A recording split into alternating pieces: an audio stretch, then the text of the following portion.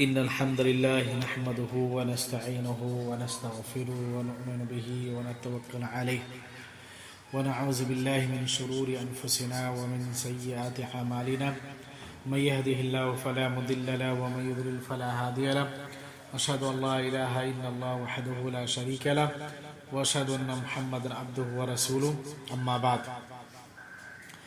فإن خير الحديث كتاب الله وخير الهدي هدي محمد صلى الله عليه وسلم وشر الأمور محدثاتها وكل محدثة بدعة وكل بدعة ضلالة وكل ضلالة في النار أعوذ بالله من الشيطان الرجيم بسم الله الرحمن الرحيم قال الله تعالى اليوم أكملت لكم دينكم وأتممت عليكم نعمتی ورضیت لکم اسلام دینا سورۃ المائدہ۔ میں آپ کو اس بات کو کلیئر کر دوں، ہمارے ایک بھائی ہیں جنہوں نے یہ سوال کی تھی، وہ سوال ان کا یہ ہے کہ وہ اس طرح سے لکھتے ہیں، عرض یہ ہے کہ اکثر جگہ یہ رسم ہے جب کسی کی وفات ہو جاتی ہے تو ابھی میت کو اول منزل بھی نہیں کیا جاتا کہ اہل میت کو کھانا وغیرہ پکوانے کی فکر اور میت کے اجزا و قارب ان کے رشتہ دار و احباب کی عورتوں کے لیے پان چھالیاں وغیرہ کی فکر ہو جاتی ہے، اور اول ہی دن جس دن مٹی دینے کے لیے جاتے ہیں اسی وقت قبرستان میں اعلان کر دیا جاتا ہے کہ بھائی کھانا کھا کر کے جانا، انہیں ٹکڑا توڑ کے جائیں اس طرح پہلے ہی دن، جبکہ اہل میت رنج و علم میں مبتلا ہوتے ہیں، انہیں اس طرح یہ اہتمام کرنا پڑتا ہے جیسے خوشی کے موقع پر کیا جاتا ہے۔ پھر اسی طرح تیسرے دن، پھر 8ویں دن، اسی طرح یہ سلسلہ 40 دن تک چلتا رہتا ہے۔ بعد 40 دن کے 40ویں کے نام سے ایک دعوت اس طرح ہوتی ہے کہ اس میں پرتکلف کھانے، چائے، سگریٹ اور دیگر چیزیں مہمانوں کے لیے رکھی جاتی ہے، جیسا کہ شادی میں کیا جاتا ہے انتظام ویسا کیا جاتا ہے۔ پھر وہ سوال کرتے ہیں، محترم آپ یہ فرمائیے کہ اہل میت کی طرف سے کھانے کی دعوت کرنا کیا شرعاً جائز ہے، جبکہ اہل میت اس دعوت سے ذہنی اور مالی طور پر کافی پریشان اور زیر بار ہوتے ہیں، وہ بھی مجبوراً اس رسم کو نبھانے کے لیے قرض لیتے ہیں اور بعد میں قرض اتارنے کے لیے گھر کا سامان تک فروخت کرنا پڑتا ہے، اور اسی طرح مفلسی اور مستقل طور پر ان کے ہاں اپنا ڈیرا ڈال لیتی ہے۔ مفلسی، غریبی، لاچاری، اگر ان کو منع کیا جائے تو جواب دیتے ہیں، تم یہ چاہتے ہو کہ برادری میں ہمارے ناک کٹ جائے اور تمام عمر بھر اپنے رشتہ داروں کے تانے سنیں۔ یہ جواب آتا ہے، کیا برادری میں ہمارا ناک کٹانا چاہتے ہو اور رشتہ دار تانا دیں گے کہ زندگی بھر ہمارے باپ دادا کرتے آئے اور تم آج نہیں کر رہے ہو؟ آپ یہ فرمائیے۔ اس طرح سے سیریل وائز انہوں نے 4 سوال اور کیے۔ آپ یہ فرمائیے، نمبر 1، غم کے موقع پر کھانے کی دعوت کرنا کیا شرعاً جائز ہے؟ نمبر 2، ایسی دعوت سے میت کو کوئی فائدہ بھی پہنچے گا یا نہیں پہنچے گا؟ بہت اہم سوال ہے۔ بھائی کو اللہ سبحانہ وتعالی صحت دے، تندرستی دے، ایمان و اسلام کی حالت میں باقی رکھے اور خاتمہ ایمان بالخیر پر ہو۔ نمبر 3، ایسی دعوت کرنے والے اور اس میں شرکت کرنے والے معصیت کے مرتکب ہوں گے یا نہیں؟ نمبر 4، کھانے کی دعوت شرعن، کھانے کی دعوت شرعن کس کس موقع پر جائز ہے؟ برائے مہربانی ہمارے سوالوں کا جواب دیں قرآن و حدیث و فقہ حنفیہ کی روشنی میں، عنایت فرما کر عند اللہ ماجور ہوں۔ الحمدللہ، اللہ تعالیٰ آپ کو جزائے خیر دے۔ وعلیکم السلام۔ جواب یہ ہے محترم سائل کی اس طویل سوال ہی دراصل کئی جوابات پوشیدہ ہیں، ان کے سوال میں ہی کئی جوابات پوشیدہ ہیں۔ یوں معلوم ہوتا ہے کہ اس سوال سے ان کا مقصد اپنے ان قادری رضوی بھائیوں کو بدعات سے بچانا ہے جو فقہ حنفیہ کے نام لیوا ہونے کے باوجود سراتاپا ان میں غرق ہیں۔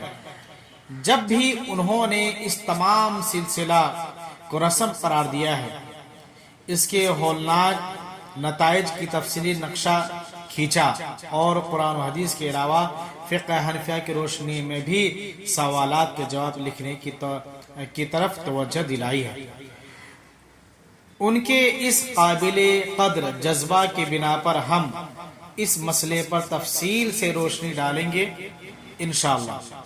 معلوم ہونا چاہیے کہ دین اسلام کی تکمیل تو اللہ تعالیٰ کے آخری نبی و رسول حضرت محمد صلی اللہ علیہ وسلم کی زندگی ہی میں اسی دن ہو گئی تھی جب یہ آیت نازل ہوئی، سورۃ المائدہ کی، الیوم اکملت لکم دینکم واتممت علیکم نعمتی ورضیت لکم اسلام دینا، کیا آج کے دن میں نے تمہارے لیے تمہارا دین مکمل کر دیا ہے، اپنی نعمت تم پر پوری کر دی اور میں نے تمہارے لیے اسلام کو بطور دین پسند فرما لیا ہے۔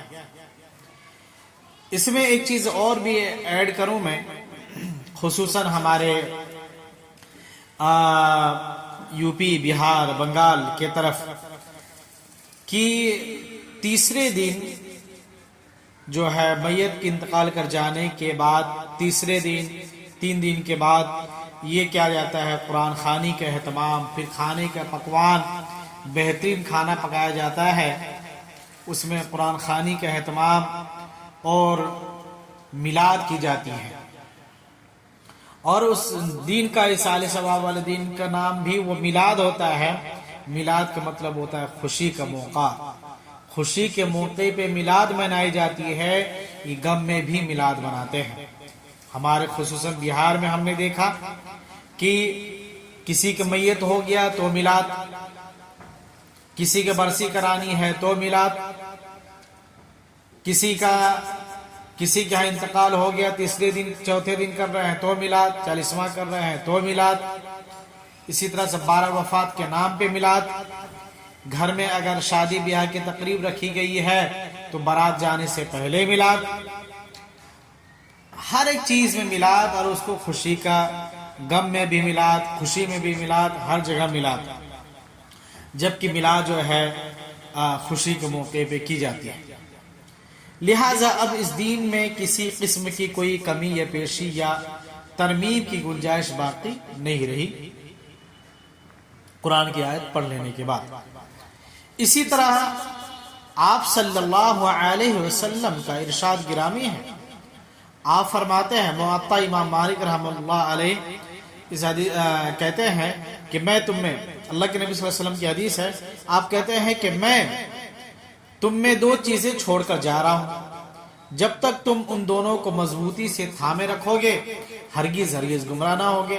اول یہ اللہ کی کتاب، اور دوسرا ہماری سنت ہے نا، کتاب اللہ و سنت رسول اللہ۔ اب یہ مذکورہ بالا آیات کریمہ اور ارشاد نبوی سے معلوم ہوا کہ دین کی بنیاد صرف اور صرف کتاب اللہ اور نبی کریم صلی اللہ علیہ وسلم کا فرمان ہے۔ نیز ہمارا ایمان ہے کہ حضرت صلی اللہ علیہ وسلم نے اللہ تعالی کی طرف سے آئی ہوئی جملہ تعلیمات اور ہدایات امت تک اللہ کے نبی صلی اللہ علیہ وسلم نے ویسے ہی پہنچایا. اسی طرح سے ابن مسعود کی حدیث، مشکات کی حدیث ہے، حدیث نمبر 452. ابن مسعود ہے کہ ہر وہ چیز جو تمہیں جنت کے قریب اور جہنم سے دور کر دے اس کے کرنے میں تمہیں حکم دیا جائے. یعنی کہ ہر وہ چیز جو تمہیں جنت سے قریب اور جہنم سے دور کر دے اس کے کرنے کا میں نے تمہیں حکم دے دیا ہے، اور جو چیزیں تمہیں جہنم سے قریب اور جنت سے دور کر دے میں نے اسے منع کر دیا. پس جس چیز کا ذکر شریعت مطہرہ میں بالکل نہ ہو اسے دینی و شرعی حیثیت دے کر باعث اجر و ثواب سمجھتے ہیں وہ جاری و اختیار کرنا بدعت کہلایا جاتا ہے نا. جاری و اختیار کرنا بدعت کہلاتا ہے. حضرت صلی اللہ علیہ وسلم کے فرامین کے مطابق کیا ہے، ہر بدعت گمراہی ہے اور گمراہی آپ کو جہنم لگ جائے گی، اور یہ ناقابل قبول ہے. بدعت مردود ہے اور ناقابل قبول ہے. حضرت عائشہ رضی اللہ تعالی عنہا کہتی ہے، یہ متفق علیہ کی روایت ہے، ایک دوسرے فرمان میں آپ صلی اللہ علیہ وسلم نے بدعت کی مذمت فرماتے ہوئے بدعت کی گمراہی قرار دیا. مذمت فرماتے ہوئے بدعت کو گمراہی قرار دیا. اسی طرح سے جابر رضی اللہ تعالی عنہ کی بخاری رواہ المسلم بحوالہ مشکات کہ سب سے بہترین بات اللہ تعالیٰ کی کتاب ہے اور سب سے بہترین ہدایت محمد صلی اللہ علیہ وسلم کا فرمان ہے، اور سب سے برے کام دین میں نئے امور ہیں، ہر نیا کام بدعت ہے اور ہر بدعت گمراہی ہے. پس معلوم ہوا کہ جب چیزوں کی بنیاد قرآن و سنت میں نہ ہو اسے نیکی کی حیثیت دے کر اختیار کر لینا بدعت ہے، خواہ وہ عمل ظاہری ہو، اچھا یا مفید یا پسندیدہ کیوں نہ ہو، نہ لگتا ہو. اللہ تعالیٰ کے یہاں اس کی کوئی حیثیت نہیں. وہ ظاہری میں کتنا بھی پسندیدہ کیوں نہ ہو، کتنا بھی اچھا کیوں نہ ہو، اللہ کے یہاں قابل قبول نہیں ہے. اللہ تعالیٰ کے یہاں کوئی حیثیت نہیں ہے، اس کی کوئی وقعت نہیں ہے، اس کی کوئی حیثیت نہیں ہے، کیونکہ ایسا شخص گویا یہ اعتقاد رکھتا ہے کہ دین خداوندی نامکمل ہے، اللہ کا دین نامکمل ہے، ناقص ہے، اور وہ اپنے اس عمل سے دین کی تکمیل کرنا چاہتے ہیں. یہ بتائیں اللہ کے نبی صلی اللہ علیہ وسلم کی حیات میں آپ کی تین بیٹیاں اور زینب، رقیہ، ام کلثوم، تین بیٹیوں کا آپ کا انتقال ہوا، اور آپ کے حیات میں ہی آپ کے تین بیٹے کا بھی انتقال ہوا، قاسم، عبداللہ، ابراہیم. 6 اولاد کی انتقال آپ کے حیات میں ہوئی، اور آپ کے حیات میں 2 بیویوں کا بھی انتقال ہوا.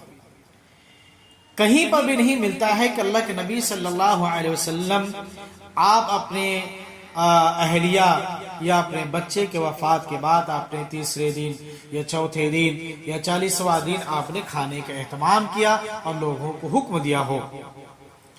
تو پتا چلا کہ جب اللہ کے نبی صلی اللہ علیہ وسلم نے نہیں کیا تو ہمیں بھی نہیں کرنا چاہیے. بس معلوم ہوا کہ جب چیزوں کی بنیاد قرآن و سنت میں نہ ہو اسے نیکی کی حیثیت دے کر اختیار کر لینا بدعت ہے، خواہ وہ عمل بظاہر کتنا ہی اچھا، مفید اور پسندیدہ کیوں نہ لگتا ہو. اللہ تعالیٰ کے یہاں اس کی کوئی حیثیت نہیں رہتی. اس قسم کے لوگوں کے بارے میں ارشاد ربانی ہے جو اس طرح کے لوگ کرتے ہیں. کیا ہے؟ قُلْ هَلْ نَبِّئُكُمْ بِالْأَخْسَرِينَ أَعْمَالًا الَّذِينَ ضَلَّ سَعْيُهُمْ فِي الْحَيَاةِ الدُّنْيَا وَهُمْ يَحْسَبُونَ أَنَّهُمْ يُحْسِنُونَ صُنْعًا اولئک الذین کفروا بآیات ربهم ولقائه فحبطت اعمالهم فلا نقیم لهم یوم القیامت وزنا ذلك جزاؤهم جہنم بما کفروا واتخذوا آیاتی ورسلی ہزوا۔ سورہ کہف۔ اے نبی صلی اللہ علیہ وسلم آپ فرما دیجئے کیا ہم تمہیں ایسے لوگوں کی خبر نہ دیں جو اعمال کے لحاظ سے سراسر خسارے میں ہیں، خسارے میں مبتلا ہیں۔ یہ وہ لوگ ہیں کہ دنیا میں ان کی کوششیں رائے گا گئیں، حالانکہ ان کے گمان یہ ہے کہ وہ بڑے اچھے عمل کر رہے ہیں۔ ان کا یہ گمان ہے کہ میں بہت اچھا عمل کر رہا ہوں، یہ قرآن خوانی، یہ انتقال کے بعد دوسرے تیسرے دن چوتھے دن بہترین کھانا پکوان پکا کر کے سب کو کھانا کھلائیں، چاہے غریب کے نام پہ یا امیروں کے نام پہ۔ یہاں تو غریبوں کے تو نام کے ہوتے ہیں، باقی سب رشتہ دار دھنو سیٹ لوگ کو کھلایا جاتا ہے۔ یہ وہ لوگ ہیں جنہوں نے اپنے رب کی آیات اور اسے ملاقات کا انکار کیا، پس ان کے اعمال ضائع ہو جائیں گے۔ ان کے لیے ہم روز قیامت کے دن وزن یعنی ان کے اعمال کو وزن نہیں کریں گے، ان کے لیے اس انکار اور آیات الہی نیز رسول اللہ صلی اللہ علیہ وسلم سے استہزاء کی سزا تو جہنم ہی ہے۔ اب یہاں پہ کیا کہا اللہ تعالیٰ نے؟ کیا کہا؟ اولئک الذین کفروا بآیات ربهم ولقائه فحبطت اعمالهم فلا نقیم لهم یوم القیامت وزنا۔ جن لوگوں نے کفر کیا بآیات ربهم، اللہ رب العزت کی آیات کو جھٹلایا، ولقائه فحبطت اعمالهم، اللہ تعالیٰ اس کے اعمال کو غارت کر دے گا اور قیامت کے دن ان کو کچھ بھی ثواب نہیں ملے گا اور اسے جہنم میں ڈال دیا جائے گا۔ حضرت صلی اللہ علیہ وسلم کی طاعت و اتباع میں انسان کے لیے نجات ہے۔ مسلمان آدمی کو وہی عمل کرنا چاہیے جس کا حضرت صلی اللہ علیہ وسلم کے قول و عمل سے ثابت ہو۔ ارشاد باری تعالی ہے لَقَدْ كَانَ لَكُمْ فِي رَسُولِ اللَّهِ أُسْوَةٌ حَسَنَةٌ، سورۃ الاحزاب، کہ میں تمہارے لیے اللہ کے رسول صلی اللہ علیہ وسلم کی زندگی میں بہترین نمونہ ہوں۔ اسلاف امت بھی اتباع سنت ہی میں نجات کا عقیدہ رکھتے تھے، یعنی اللہ کے نبی صلی اللہ علیہ وسلم کا طریقہ کو اپنانے میں ہی نجات ہے، اور اللہ کے نبی صلی اللہ علیہ وسلم کے طریقہ کو چھوڑ کر کے کسی اور طریقہ کو آپ اپناتے ہیں، یہ سراسر گمراہی ہے۔ اسی طرح سے حضرت زہری رحمت اللہ علیہ فرماتے ہیں ہم سے پہلے علماء فرمایا کرتے تھے کہ عمل بالسنہ میں ہی نجات ہے، یعنی قرآن و حدیث پر ہی نجات ہے، اگر اس کو چھوڑتے ہو تو گمراہ ہو جاؤ گے۔ اور یہ امر بھی قابل توجہ ہے کہ جب بھی کوئی قوم بدعت کو اختیار کرے تو اللہ تعالیٰ اللہ تعالیٰ کا قانون ہے کہ ان سے اسی قدر سنتیں اٹھا لی جاتی ہیں، ان سے اسی قدر سنتیں اٹھا لی جاتی ہے جس طرح سے وہ اللہ تعالیٰ کے قانون کے دھجے اڑاتے ہیں۔ جو کوئی قوم بدعت ایجاد کرے تو اس سے اتنی ہی سنت اٹھا لی جاتی ہے، پس سنت پر عمل کرنا ایجاد بدعت سے بہتر ہے۔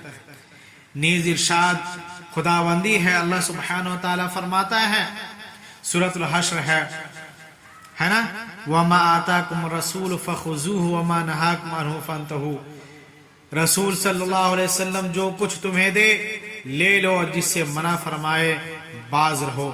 لہٰذا مسلمانوں کو یہ شیوہ ہونا چاہیے جس چیز کا ثبوت آپ صلی اللہ علیہ وسلم کے قول و عمل سے ملے اسے قابل عمل سمجھے، اور ہر وہ چیز جس کا ذکر قرآن میں نہ ہو، آپ صلی اللہ علیہ وسلم کی سنت میں نہ ہو، اس سے اجتناب کریں۔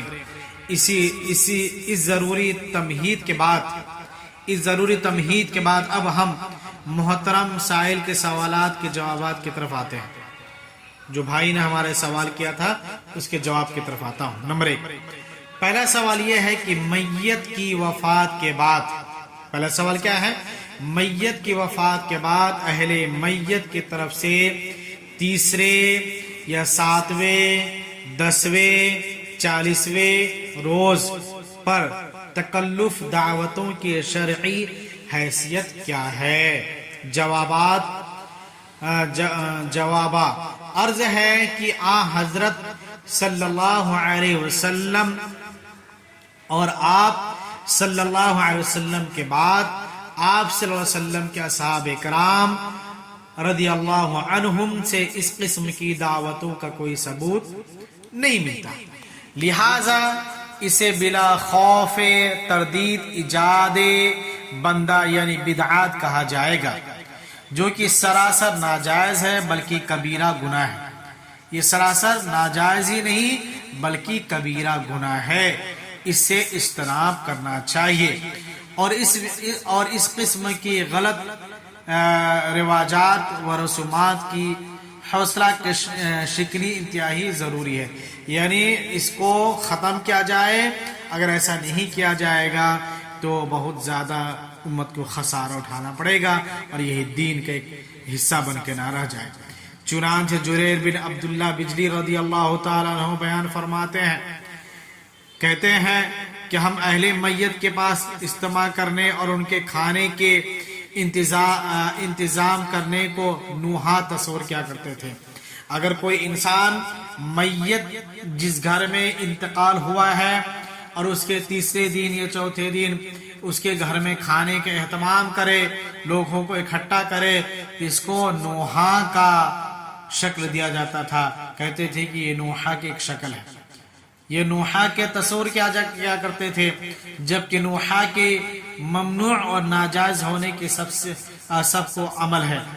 نوحہ کے ممنوع اور ناجائز ہونے کا سب کو عمل ہے کہ آپ نوحہ نہیں کر سکتے، ماتم نہیں کرتے، اپنے سر کو نہیں پیٹ سکتے، اور رو رو کر کے یہ خوبی میت کی بیان نہیں کر سکتے ہیں کہ یہ ایسا رہتی تھی، یہ ایسا رہتا تھا، یہ ایسا کرتا تھا، ویسا کرتا تھا، اب کیسے رہوں گی، یہ کیسا رہوں گا، اس طرح کی باتیں کہہ کر کے رونا اور اپنے غریبیان کو چاک کرنا، اسی کو نوحہ کہا جاتا ہے۔ چیخ چیخ کے رونا جہالت کے جیسا۔ نوحہ کرنے والوں اور سننے والوں پر لعنت فرمائی ہے، یعنی نوحہ کرنے والوں اور سننے والوں پر لعنت فرمائی، یعنی جہاں ایک تو یہ ہے کہ کوئی نوحہ کر رہا ہے، میت کے پاس کوئی چیخ چیخ کے رو رہا ہے، ان کی خوبی بیان کر کر کے رو رہا ہے، تو وہاں پہ جو موجود لوگ ہیں ان کو چاہیے کہ فوراً ان کو اس طرح سے رونے سے منع کریں، کیونکہ سننا، نوحہ کرنا بھی حرام اور سننا بھی حرام، لعنت فرمائی۔ اور پس جیسے نوحہ کرنا حرام ہے، اسی طرح اہل میت کے یہاں لوگوں کا جمع ہونا، وہاں کھانا کھانا بھی حرام ہے۔ اہل میت کے ہاں لوگوں کا جمع ہونا اور وہاں کھانا کھانا بھی حرام ہے، لہذا میت کے دفن کے تیسرے چوتھے یا کسی بھی روز اہل میت کا موت کی وجہ سے کھانا پکانا اور لوگوں کو کھلانا حرام اور ناجائز ہے۔ اہل میت کو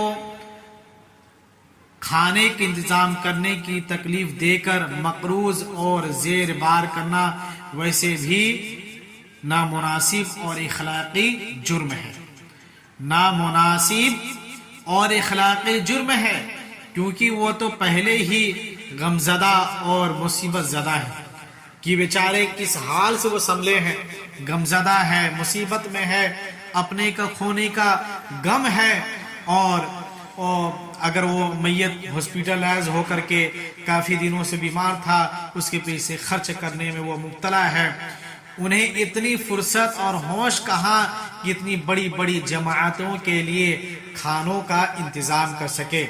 اس لیے اصل شرعی مسئلہ یہ ہے کہ متعلقین، دوست و احباب وغیرہ انہیں کھانا باہم پہنچائے، یعنی جس کے گھر میں میت ہوا ہے اس کے گھر میں اڑوس پڑوس کے لوگ ان کے گھر میں لا کے پہنچائے، نہ کہ میت والے تیسرے دن یا چوتھے دن ان کے یہاں کھانا پکایا جائے، یہ سب حرام اور ناجائز ہے۔ اسی طرح سے حضرت صلی اللہ علیہ وسلم نے فرمایا کہ آل جعفر کیا ہے، آل جعفر کے لیے کھانا تیار کرو، کیونکہ ان کو ایسا معاملہ درپیش کیا گیا ہے وفات کا جس نے ان کو مشغول کر دیا ہے۔ اللہ کے نبی صلی اللہ علیہ وسلم کیا کہہ رہے ہیں؟ آل جعفر کے لیے کھانا تیار کرو، کیونکہ اس کے گھر میں میت ہو گیا ہے تو ان کے گھر میں کھانا کیا کرنا ہے؟ مہیا کرانا ہے۔ وہ کیونکہ وہ لوگ رنج غم میں رہیں گے، مصیبت میں رہیں گے، پریشان میں رہیں گے، اپنے کا کھونے کا ان کو تکلیف ہوگی، اس لیے ان کے گھر میں کھانا پینا ان کے ہاں مہیا کراؤ۔ لیکن آج ہمارا مسئلہ یہ الگ ہے، الٹ میت والے گھر میں کھانا بنتا ہے تیسرے دن اور بہترین دھوم دھام سے پکایا جاتا ہے۔ لوگوں نے اس حدیث پر تو عمل چھوڑ دیا۔ ہونا تو یہ چاہیے تھا کہ میت کے گھر میں ہفتہ دن، 10 دن، 15 دن تک میت کے والے گھر میں جا کے کھانا پہنچائے تاکہ وہ لوگ صدمے سے ابھر پائے، میت والے گھر میں جائیں، میت والے جس کے گھر کے عزیز و قریب وفات پا گئے ہیں ان کو تسلی دے، ان کو بتائیں، سمجھائیں کہ ہم لوگ آپ کے ساتھ ہیں، ان کو سمجھائے، ان کو تسلی دے۔ لیکن الٹ کیا ہے، تیسرا دن ہوتے ہی ان کے یہاں کھانا پہنچانے کے بجائے ان کو کہتے ہیں بھائی اب تم جو ہے چار روم کا جو ہے تیاری شروع کر دو، کھانا وانا پکاؤ، مولوی صاحب کو بلاؤ، تو یہ وہ کرم۔ اللہ اکبر، یہ سب غلط ہے۔ لوگوں نے اس حدیث پر تو عمل چھوڑ دیا، اور جس پہ عمل کرنی چاہیے تھی، یعنی جو کھانا پکانا اور یہ سب جو فالتو رسومات ہے اس پر لوگ عمل کرنا شروع کر دے۔ اہل میت کے یہاں سے کھانا کھانے کے جواز میں اہل بدعات کی طرف سے ایک دلیل پیش کی جاتی ہے۔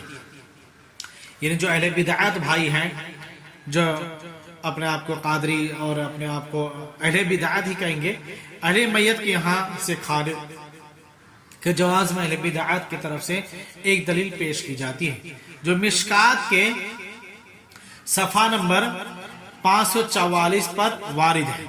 اس کا خلاصہ ترجمہ یہ ہے کہ عاصم بن کلیب کی روایت سے ایک انصاری صحابی فرماتے ہیں، ہم حضرت محمد صلی اللہ علیہ وسلم کی معیت میں ایک جنازے کے ساتھ نکلے۔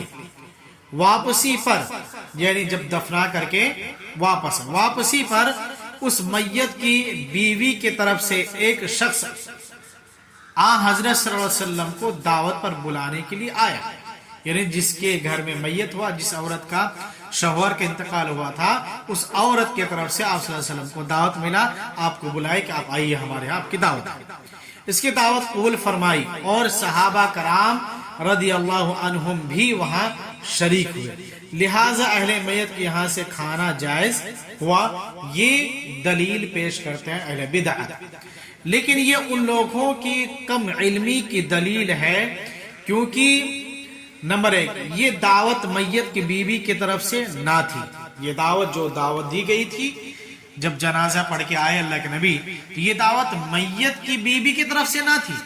مشکات کی اس روایت میں موجود لفظ جو ہے میں سے ان لوگوں کی دھوکہ ہوا ہے کہ صاحب مشکات نے یہ حدیث سنی ابی داؤد کے حوالے سے ذکر کی ہے، اس میں داعی امر کے لفظ ہے، امرتا مشکات میں غلطی سے درج ہو گیا ہے، یعنی اس میں تھا کہ ان کے طرف سے نہیں بلکہ دوسرے کے طرف سے تھا، اور وہ غلطی سے ہی الفاظ مشکات نے بیان کر۔ اسی طرح یہ حدیث مسند احمد جلد نمبر 5 صفحہ 293، سنن دارقطنی جلد نمبر 2 صفحہ 545، اور سنن کبریٰ بہقی جلد نمبر 6 صفحہ 97 پر بھی ہے۔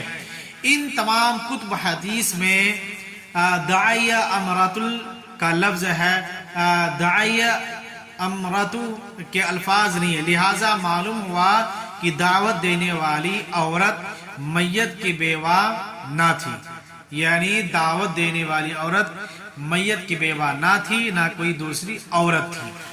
نمبر 2 حضرت جریر بن عبداللہ بجلی رضی اللہ تعالی عنہ کا بیان گزرا کہ ہم لوگ اہل میت کے یہاں اجتماع اور وہاں سے کھانا کھانے کو نہایت سمجھا کرتے تھے۔ کیا ہے اجتماع اور وہاں سے کھانا کھانے کو نیاحت समझा करते थे, तो ये कैसे निहायत ही बुरा समझा करते थे कि बुरा समझते थे। तो ये कैसे मुमकिन है कि वो जिस काम को नाजायज कहते हो खुद करे, ये बात अज अकल है, यानी ये सही नहीं है। जो खुद कह रहे हैं कि निहायत ही गलत है, हम लोग बुरा समझते हैं इस अमल को। तो जो इस चीज को बुरा समझते हो और उनके घर में इस तरह का अमल हो, ये कैसे हो सकता है ना? है जुरैर बिजली रज़ियल्लाहु अन्हु बयान है कि गुजरा हम अहले बैत के इज्तिमा और वहां के खाना खाने को निहायत ही बुरा समझते थे।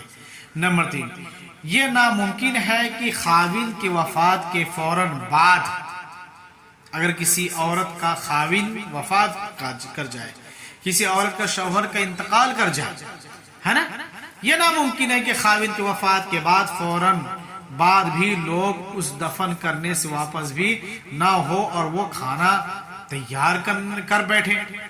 ऐसा हो सकता है जिसका शौहर के इंतकाल हो और लोग मैयत को मिट्टी दे करके अभी आए नहीं कि खाना पका के वो तैयार हो जाएगा? ऐसा मुमकिन है? ये अकल से बड़ी बात है। क्यों अकल से ये बाहर है? क्योंकि वो तो गमजदा और मुसीबत ज़दा है कि उन्होंने अपने शौहर को खोया। इसके औलाद भी बाप की वफात पर परेशान होंगी, उन्होंने तो अपना भी होश ना होगा, उन्हें अपने भी होश ना होगा।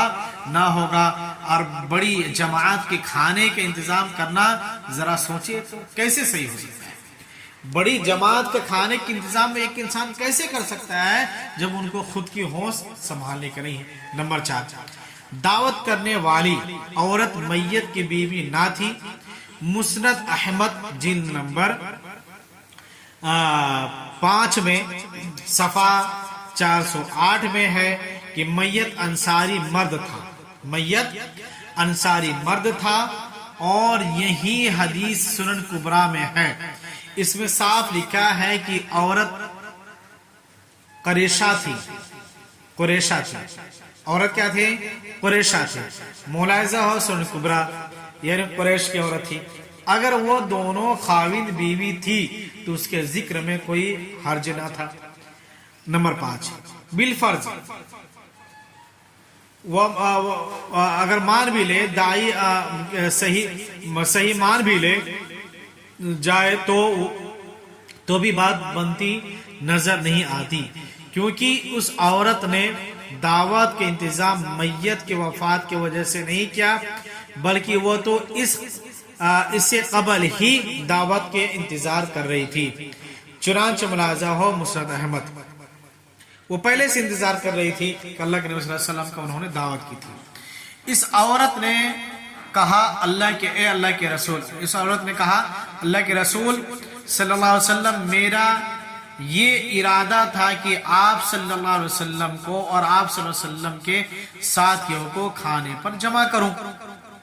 तो ये कैसा मुमकिन हो सकता है कि किसी के घर में मैयत हो, किसी के शौहर का इंतकाल हो और मैयत वाले दिन में वो औरत जो अल्लाह के नबी और आपके साथी को घर पे बुलाए?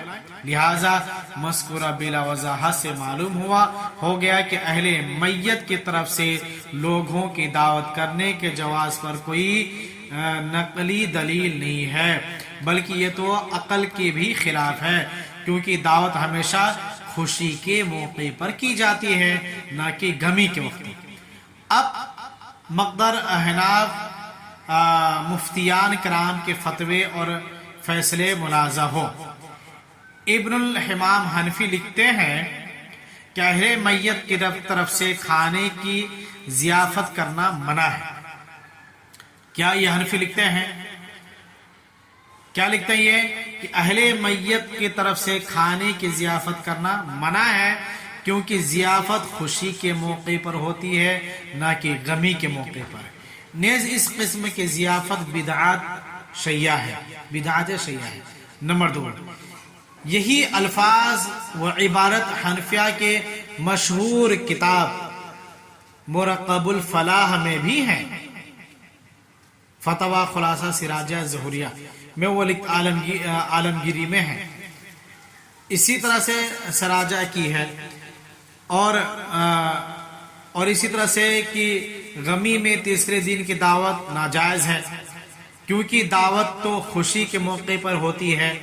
نمبر 8 فتویٰ قاضی خاں میں ہے کہ اہل مصیبت میں، ایام مصیبت میں ضیافت مکروہ ہے۔ ضیافت کرنا کیا ہے؟ مکروہ ہے، کیونکہ یہ افسوس کے دن ہے۔ ان ایام خوشی والا کام ناجائز ہے۔ امام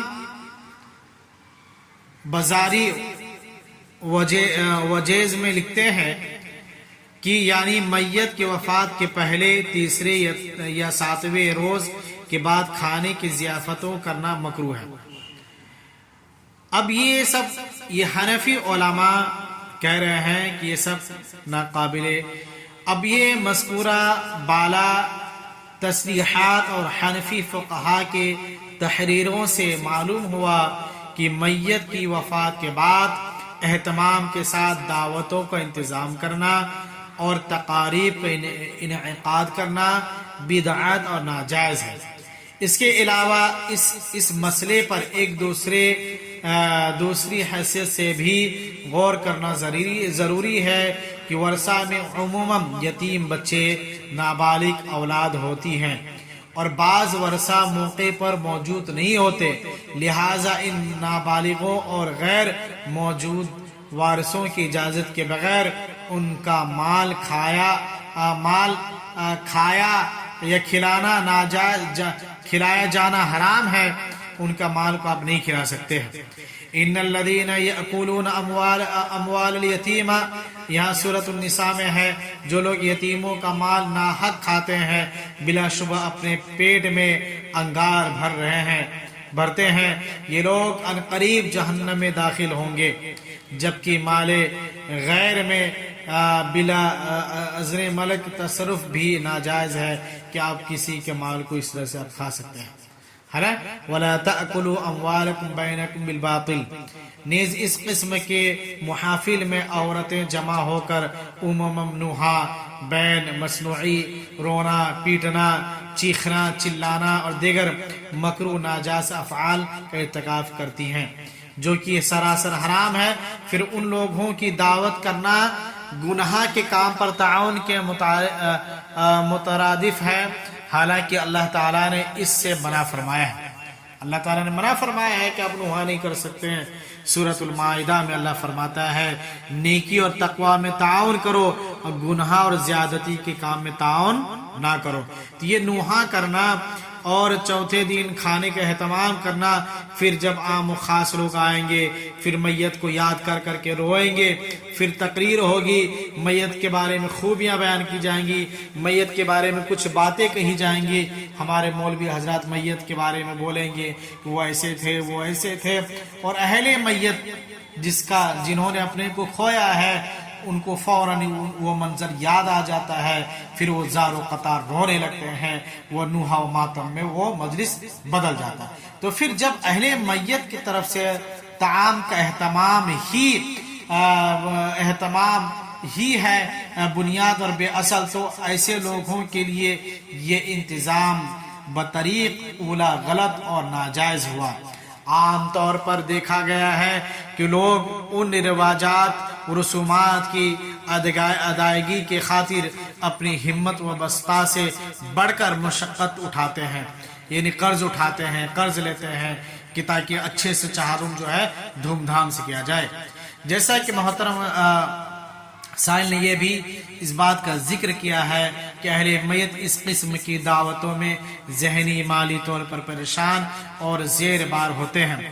نادار، مفلسی اور غریب لوگ بھی اوروں کی دیکھا دیکھی اس رسم کو لازماً نبھاتے ہیں اور بعد میں قرض کی ادائیگی میں خواہ مخواہ پریشان ہوتے ہیں، حالانکہ بہت سے شرعی احکام و فرائض کے مکلف صرف اصحاب استطاعت لوگ ہیں، مثلا زکوٰۃ، حج، عقیقہ، قربانی وغیرہ یہ غیر مستطیع حضرات کے لیے ضروری نہیں ہے۔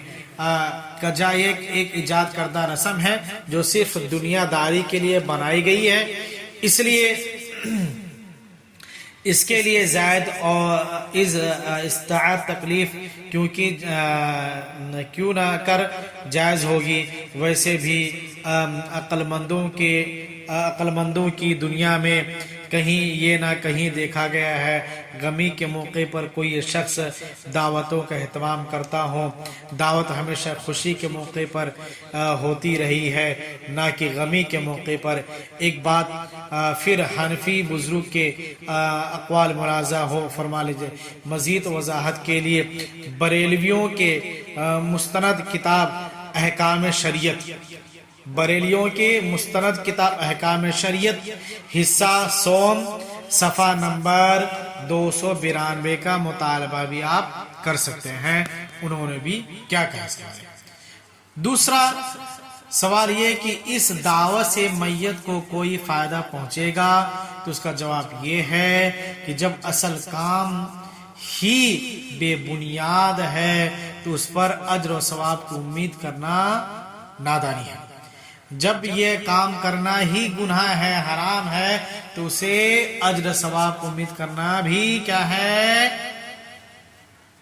نادانی ہے۔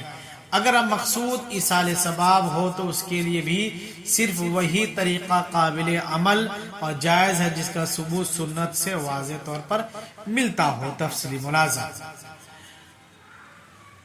جب انسان فوت ہو جائے تو اس کے اعمال کا سلسلہ منقطع ہو جاتا ہے نا؟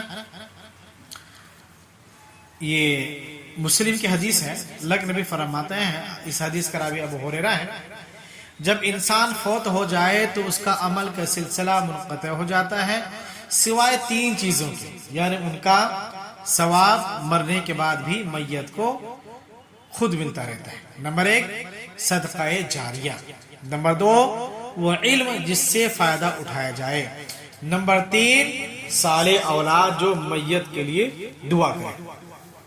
نیک اولاد ہے، اولاد اگر نیک ہے تو اپنے ماں باپ کے لیے وہ اولاد جو ہے نماز پڑھے گی، اور اپنے ماں باپ کے لیے وہ اولاد دعا کرنے والا۔ ابن ماجہ کی ایک روایت کے مطابق علم سکھانے، نیک اولاد چھوڑ جائیں، مسجد تعمیر کرانے، مسافروں کے لیے آرام گاہ بنانے اور صحت و سلامتی کی حالت میں کیے ہوئے صدقہ کا ثواب انسان کو مرنے کے بعد بھی پہنچتا رہتا ہے۔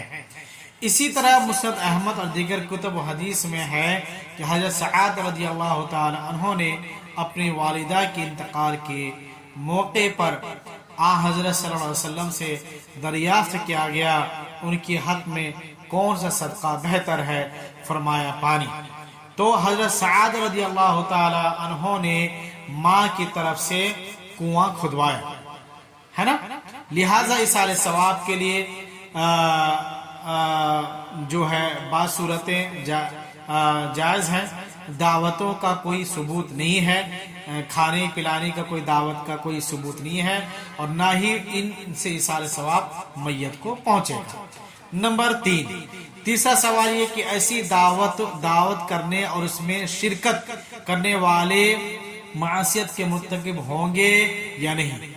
کا جواب یہ ہے کہ چونکہ اس قسم کی دعوت غیر مشروع اور حنفی فقہا کی تحریروں کے روشنی میں بھی ناجائز ہے، تو اس کا انتظام اور اس میں شرکت کرنے والے تعاون علم کے زمرے میں آ کر عاصی اور گناہگار ہوں گے، ہے نا، گناہگار ہوگا۔ مسلمان آدمی کو ہر اس محفل اور دعوت میں شرکت سے اجتناب لازم ہے جہاں خلاف شرعی کام ہو۔ ایک بار حضرت صلی اللہ علیہ وسلم حضرت فاطمہ رضی اللہ تعالی عنہا کے یہاں تشریف لے گئے، وہاں منقش کپڑوں سے ڈھانپی ہوئی دیوار دیکھ کر آپ صلی اللہ علیہ وسلم دروازے سے ہی واپس ہو گئے، ہے نا، اب دروازے سے ہی واپس ہو گئے، دیکھا کہ بہترین کپڑا بنا ہوا ہے اور اسے دروازے کو ڈھکا گیا۔ تو کہ کوئی دعوت جیسے میں اللہ اور اس کے رسول صلی اللہ علیہ وسلم کے منع کردہ منکر افعال ہو وہاں جانا جائز نہیں ہے، کیونکہ اس میں کھانا گویا اس عمل پر رضامندی کا اظہار کرنا۔ اگر کوئی انسان کا کھانا رکھا ہے اور اس میں آپ ہم جاتے ہیں اور کھاتے ہیں، تو مطلب یہ ہوا کہ اس کے اس عمل سے آپ راضی ہیں اور رضامندی کا بھی اظہار کرتے ہیں، تو اس گناہ میں آپ بھی شریک ہو جاؤ گے۔ نمبر 4، رہا یہ سوال کہ کھانے کی دعوت شرعاً کس کس موقع پر جائز ہے نا، تو اس کا جواب یہ ہے کسی بھی خوشی کے موقع پر ہے نا پر مسلمان بھائیوں، دوستوں، متعلقین کی دعوت کی جا سکتی ہے، کوئی ممنوعات نہیں ہے، کبھی بھی خوشی کا موقع ہے انسان دعوت کر لے۔ احادیث میں شادی کے موقع پر، ولیمے کی دعوت، عقیقے کی دعوت، سفر سے واپسی پر دعوت وغیرہ کا ذکر کیا جاتا ہے۔ شادی کے موقع پر ولیمے کی دعوت ہے نا، سفر سے واپس آئے تو اس کی دعوت، کوئی چیز کی خوشی ہوئی تو اس کی دعوت ہے نا۔ اللہ تعالی ہم سب کو دین حنیف پر عمل کرنے کی توفیق عطا فرمائے، آمین۔ یہ تھی چند حدیثیں، چند چیزیں جو آپ کے سامنے ہم نے بیان کی، کیونکہ اللہ کے نبی صلی اللہ علیہ وسلم نے کہا کیونکہ ہر وہ عمل گمراہی ہے اور گمراہی آپ کو جہنم میں لے کے جائے گی۔